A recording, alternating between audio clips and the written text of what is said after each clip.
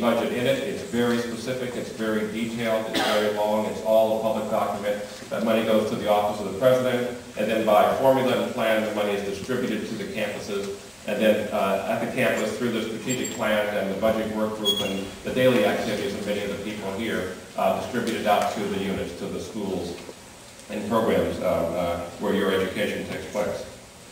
We work with the deans and department heads and look for every advantage we possibly can have in the budget process, but just want to make sure that you know that the budgeting process is a daily, every day of the year activity for many people in their full-time jobs. Talking about fees, a couple of things. This year, 15%, as you know, mid-year, 15% coming next fall. So there were increases that the regions reluctantly voted for, and I know that you've heard the language that they used. They said, and we believe that it was the most difficult vote that they had to take. But one of the things that I think is important, and I want to make sure that everyone knows, is that in addition to this change, there was also a raising of the eligibility for the Blue and Gold Opportunity Plan. Can I just ask, how many of you know the Blue and Gold Opportunity Plan well? Just hands up. So that's about half the audience. Let me just say a quick word about it, just for those who didn't raise their hand. So the Blue and Gold Opportunity Plan states very simply that if your income this year is $60,000, next year $70,000, if you're from a family that has $70,000 annual income, that you pay no system-wide education or reg fee. That the fees for families that earn under $70,000 a year are covered entirely by grants and aid from the state and the federal government and from the university. The median income for California families is about $62,000, $63,000 at this point in time. So by having a Blue and Gold Opportunity Program that's at $70,000, meaning all families with less than $70,000 income pay no system-wide tuition or education registration fees, it means that most California families qualify for full tuition relief at the University of California. And we're very proud of that fact. Second thing with the Blue and Gold Opportunity Plan and other plans we have is that if your family has income up to $120,000, then the fee increase, the impact of the fee increase will be reduced to, or the maximum fee increase will be half the total increase that was passed by the region. So you'll be limited to half the increase if you're under 120, no increase if you're under 70 because you will pay no fees. And then that tapers down to $180,000 for this partial remission all the way up to $180,000 and only if the income is over $180,000 do does the full impact hit. And that's about 7% of California families. So I will say that a big effort was made understanding that college is expensive. And that college expenses are a tremendous burden on many families, as they have been, of course, for generations.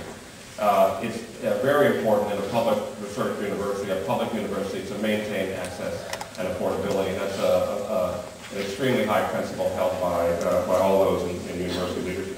So there's every effort to try to make sure that access and affordability are maintained, and we hope to improve that as we move forward. We're speaking about the fees. I think that's an important thing. Another important thing, though, is to remember the value of the education. And what we're here to do is to create the best possible value in education for you. There was some reason that we all came to the University of California, Irvine. And I think we all came because we're committed to the gold standard of higher education. We're very pleased this week that the Princeton Review released a list of the best values in higher education in the country, and UCI was listed as one of those. They listed 50 private and 50 public among the nearly 3,000 institutions, and we were happy to be listed there in the Princeton Review. And also Kiplinger, a little bit ago, released a list of the best values in higher education. We ranked 20 on that list. Berkeley was 18, University of Michigan was 19, and we were 20, and we're really happy to be in the upper echelons of best value education, and that's what we're here to do. We'd like to continue moving up. We'd like to be the very best at that, and working with you, we think we'll have a chance to do that. I'll thought this out. Okay.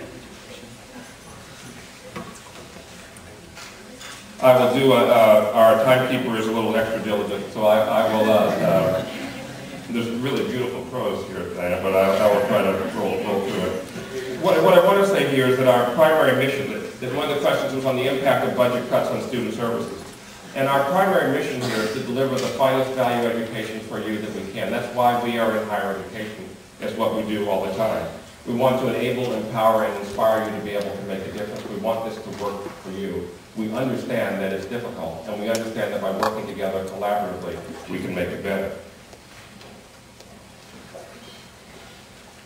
Okay, let me make this a wrap up, Diana, and then I'll answer a question. Okay, you can relax. Breathe. Let me say two other things that I'll answer. There was a question about the impact on diversity. And I've been at, my first diversity and outreach activities took place in the spring of 1969, so it's been 40 years. And I'm proud of all the things that have happened since then, but I want you to know that we're not nearly done. There's still a great effort that has to go forward. And we're determined to make sure that we have no impact on diversity, negative impact on diversity here, that we're committed to increase diversity as we always have been. I have some other things I want to say, but I can hear Diana breathing on me. So let me just say that we put people first, and you are an incredibly important asset to us. We're here for you. I will finish this piece off, and I'll read this, and we'll have the questions. I want to encourage, there's something I want to encourage and something I want to say.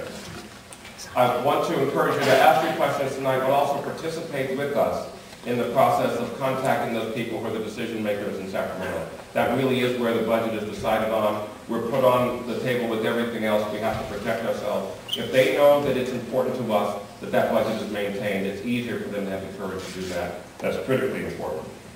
I also want to say that we came here because we believe in this gold standard. We believe in the power of the university to advance science, to advance creativity, to advance innovation, to advance our community, and to advance you, our students. We believe in the rights of every member of our community to express their views in the context of our values, particularly respect and civil rights and human rights. We believe in all members of the UC family, and we provide. We will be tireless. It will be tireless in providing you with a future that gives you the best opportunity to change the world and achieve your goals of success. So let's hear your questions, and let's start a new era of dialogue. Thanks very much.